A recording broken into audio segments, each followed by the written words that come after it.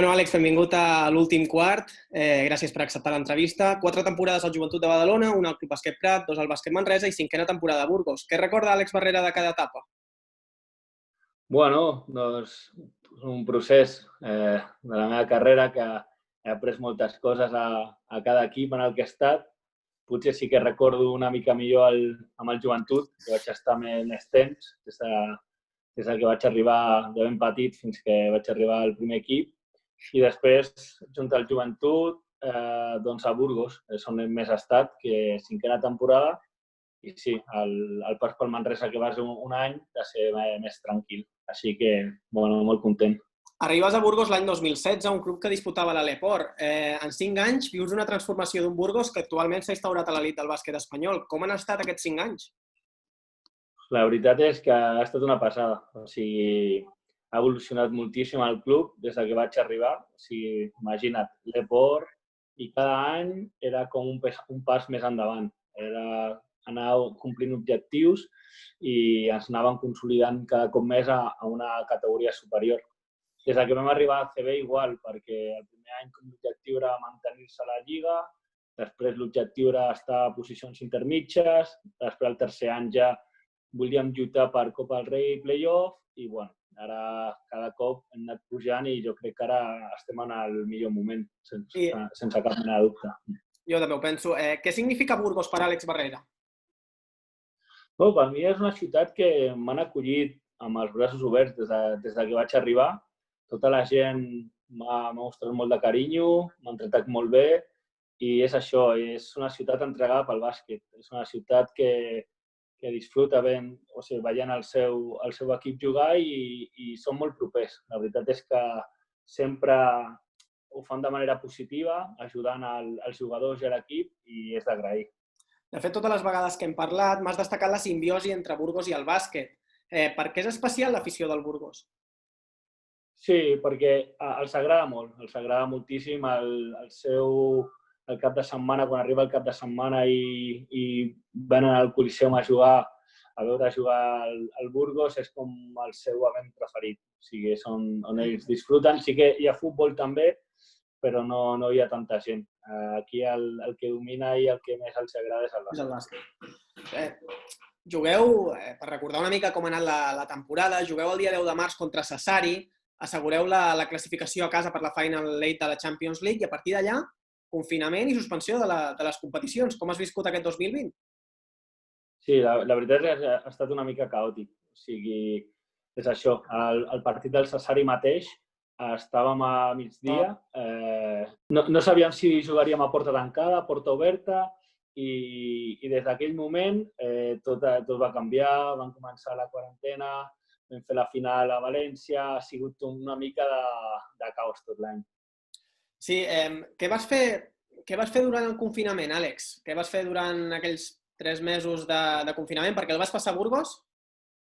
No. Nosaltres vam estar a Burgos al principi, però quan vam veure la situació i tal, vam tenir una reunió tots amb el club, que el club ens deien que podíem tornar a casa, però clar, no eren les mateixes condicions els que havien de tornar als Estats Units o els que estaven per aquí, que podíem anar a Barcelona. Jo, per exemple, vaig anar a Barcelona, que estava a prop.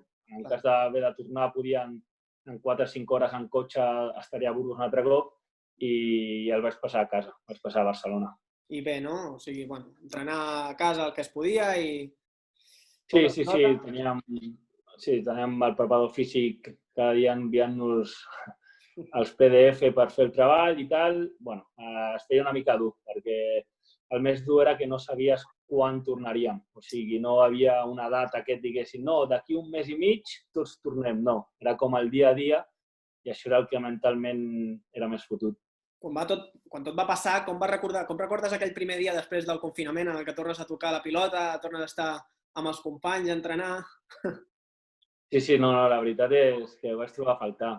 Això mateix, agafar la pilota, tirar, o sigui, semblava que havia passat moltíssim temps des de l'últim cop que vaig jugar i tot era com tots estaven contents de tornar. Després comencen els entrenos, comença a cansar-me, a fotre hòsties i canvia, però no, els primers moments molt bé, la veritat. I arriba Després arriba segurament un dels millors moments de l'any per Burgos, no? La fase final. Us toca un grup amb València Bàsquet, Madrid, Gran Canària, Andorra i Saragossa. Un grup a priori no fàcil. No, o sigui, la fase final jo crec que hauríem de destacar que vam anar sense pressió. Vam anar a acabar la temporada, és això, agrair que podíem tornar a jugar a bàsquet i la veritat és que va sortir tot molt bé. Bueno, jo no vaig poder jugar, que vaig tenir mal de l'esquena, però bueno, amb l'equip i tot, i les sensacions i tot va ser increïble.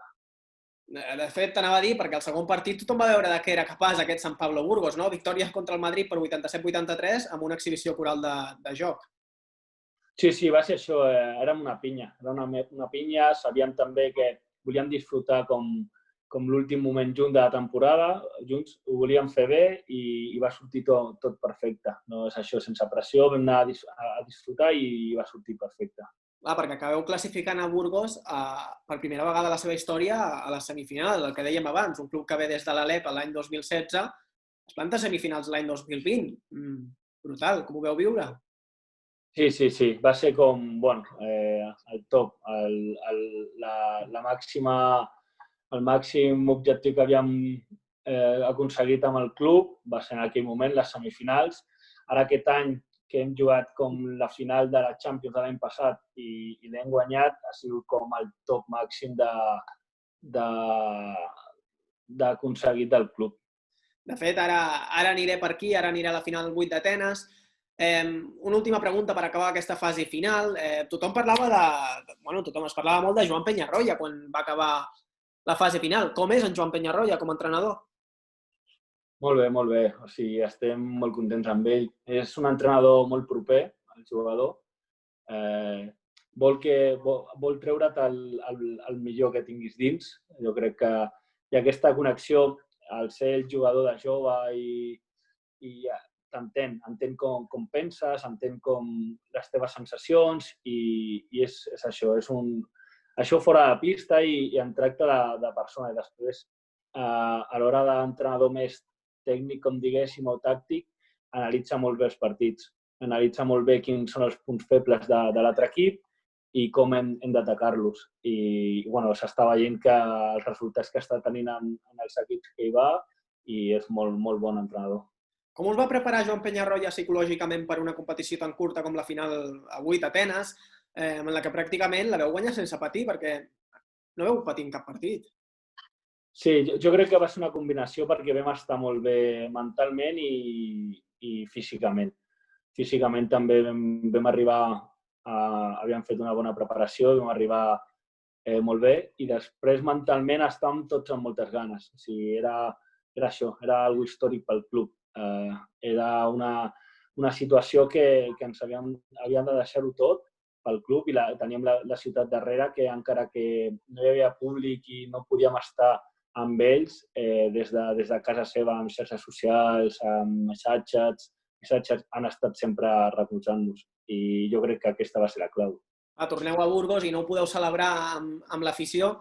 Potser és l'espina clavada que us quedarà sempre perquè heu guanyat el primer títol important per Burgos i no heu pogut estar amb la gent de Burgos per celebrar-ho. Sí, la veritat és que sí, perquè ho mereixen. Ho mereixen perquè han estat darrere des del principi i era com la forma o la manera d'estar amb ells, de poder celebrar-ho tots junts. I, ho hauran disfrutat a casa i han fet com una mica que es van apropar, però poca gent. Sí, és l'únic que canvia d'haver aconseguit un títol amb la ciutat que hauria estat una passada aquí. Sí, anem a parlar una mica de tu com a jugador. Té Àlex Barrera alguna mania abans d'entrar a pista, alguna tradició que hagis de fer sempre per estar concentrat o posar-te abans la sabata esquerra que la dreta?